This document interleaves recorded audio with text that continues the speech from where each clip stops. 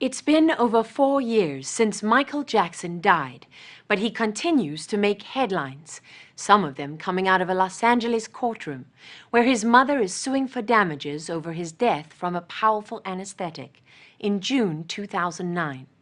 But as we first showed you last spring, the headline of this story is that Michael Jackson is making more money after his death than he ever did when he was alive. Tonight, you'll hear about the most remarkable financial and image resurrection in pop culture history and get a rare look at what Michael Jackson left behind. The Michael Jackson brand is alive and well paid, that is, extremely well paid.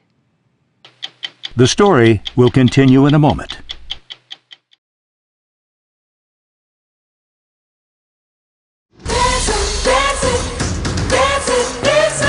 Barcelona, Spain, the 297th performance of the Michael Jackson Immortal World Tour.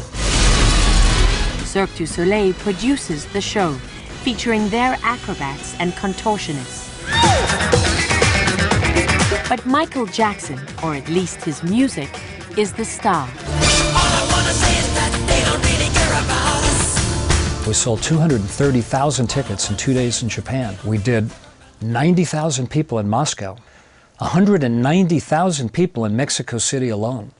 John Branca is an executor of Michael Jackson's estate, an architect, if you will, of how to make money off his legacy, most of which will eventually be turned over to Jackson's 3 children. Branca was Jackson's lawyer and advisor off and on for over 25 years and negotiated many of the singer's biggest deals during his lifetime. It's just unbelievable. Michael Jackson sells more tickets dead than most artists do alive. That is absolutely true. Worldwide box office now is over $300 million. And Michael has almost 60 million Facebook friends.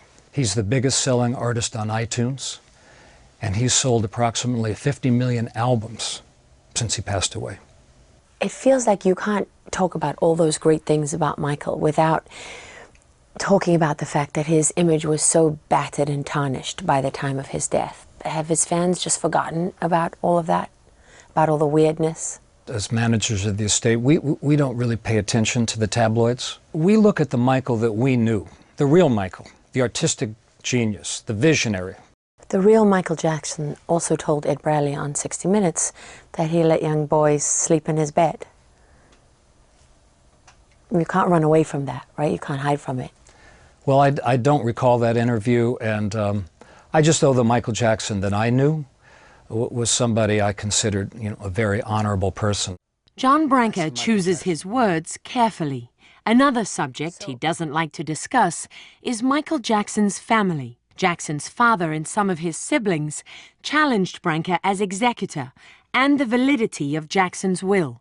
But the California courts upheld the will and Branca's ability to carry out Michael Jackson's wishes. There was a series of wills, and they were substantively almost identical. In that 20% went to charity, 40% went to his children, and 40% went to his mother as long as she was alive, and on her death would go to the children. The basic principle never changed. Never changed. The whole objective of Michael's estate plan is to take care of his mother during her lifetime and to accumulate the principal and the assets for the benefit of Michael's children. The will named Branca and John McClane, a longtime friend of Michael Jackson, as co-executors.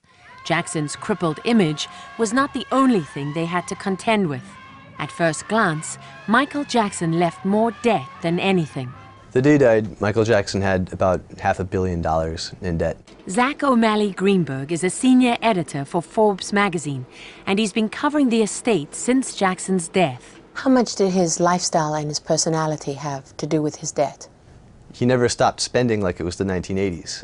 We charted it in Forbes. I mean, he was making 50, 60, 80, over $100 million some of those years, and even into the 90s. But after the first allegations in 1993, he never toured in the U.S. again. He never got another endorsement deal in his lifetime. The first allegations of child abuse? In 1993, correct. He became in many ways radioactive to brands and to sorts of companies that would contribute to those massive paydays in the 80s. This is one of how many warehouses that you have?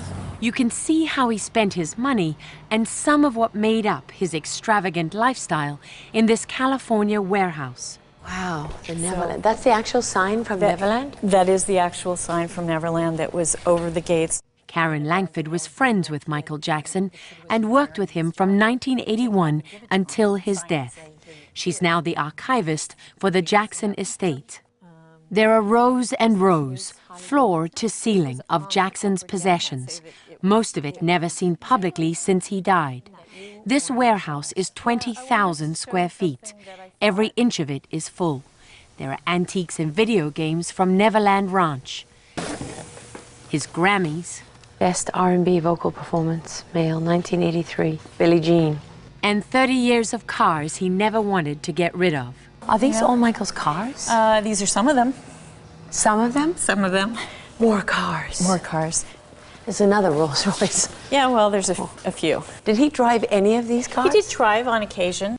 Late in his life, Michael Jackson financed much of his lifestyle by routinely borrowing against his assets. But it wasn't these personal belongings that he used as collateral. Although the copyright value of his own songs was worth well in excess of $100 million, the crown jewel of his investment strategy was his portfolio of other people's songs, especially those of the Beatles. Tell me about the music catalog, the publishing catalog that you advised Michael to buy. We started with the Sly and the Family Stone catalog. We bought some rock classics, People Get Ready by Curtis Mayfield, Dion the Belmonts' Run Around Sue, The Wanderer, When a Man Loves a Woman, Great Balls of Fire, Shake, Rattle, and Roll. But then one day I got the call that the Beatles catalog was for sale. It was called ATV Music. And it was as if we'd hit the mother lode. And you paid? The price was $47.5 million. And we later merged it with Sony's music publishing company to create one of the biggest publishers in the world, Sony ATV Music, that the estate to this day owns 50% of. And so how much is that worth today? I wouldn't want to speculate about what it's worth, but Come on, John. You didn't make all this money in this town without knowing what your investments are worth. Well, it would be speculation at this point. It's estimated to be worth like $1 billion. Michael's half? Yes. Well, you know, you never really know what something's worth until you go to sell it, and we are not sellers. We are not going to sell any assets. At the time of his death, Michael Jackson had borrowed $380 million against the value of the songs he owned, so the estate had to move quickly to avoid losing the songs to creditors. John Branca sold future music rights to Sony for a reported $250 million. It was the biggest record deal in history. Branca's team also combed through personal video shot during rehearsals for a comeback tour Jackson was preparing for right before his death. The footage showed the talent Michael Jackson still possessed as a singer, dancer, and entertainer, then 50 years old.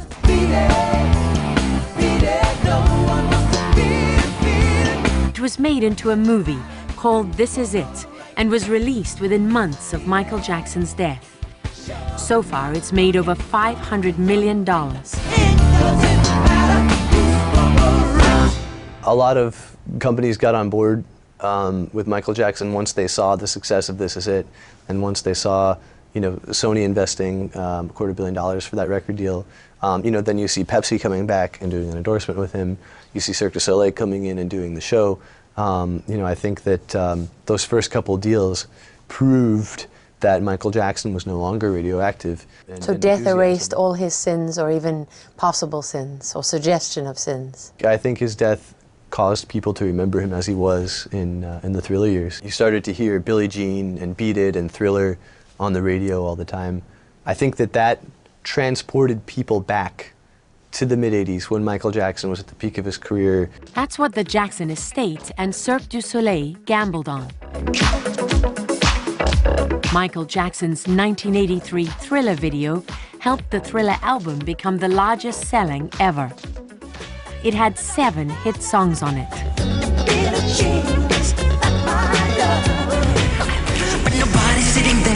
His music drives the touring Cirque du Soleil production. Jackson's estate and Cirque du Soleil are 50-50 partners.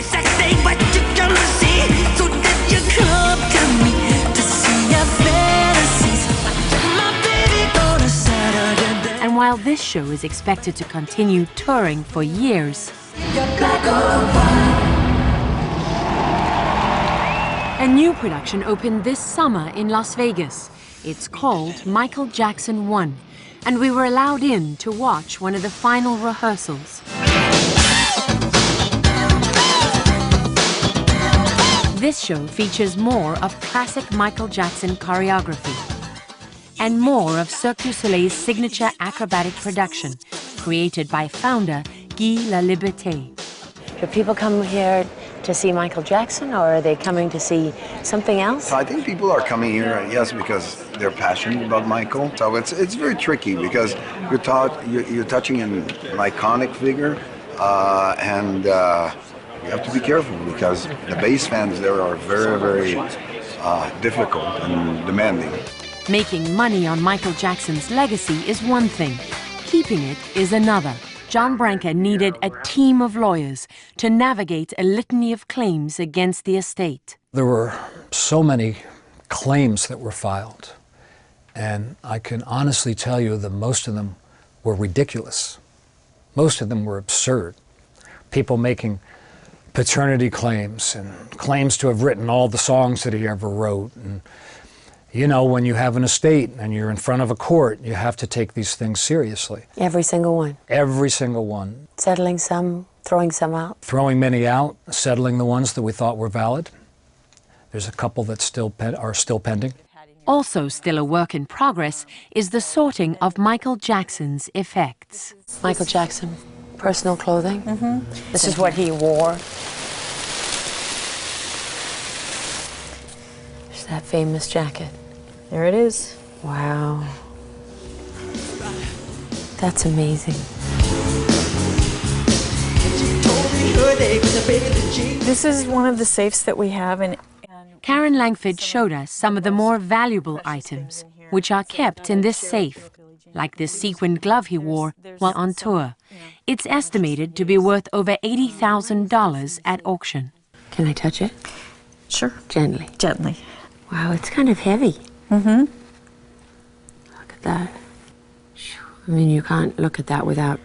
Look how it sparkles. Yep. All of his belongings will be preserved until Michael Jackson's children come of age, This is his shoes. when they can decide what's to be done with all of it. The more time passes, the more its value, and the more money his legacy generates. Executors Branca and McLean get 10% of what they make for the estate, but their results speak volumes. They've already erased the $500 million of debt Michael Jackson had at his death.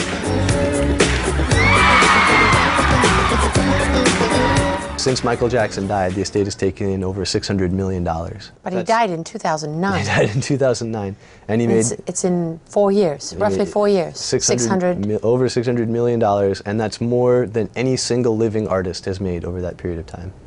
And he's not around to spend any of the money. Correct. Hold for applause, slow umbrella fade out. Go to 60minutesovertime.com to see one of Michael Jackson's most personal items, his handwritten manifesto.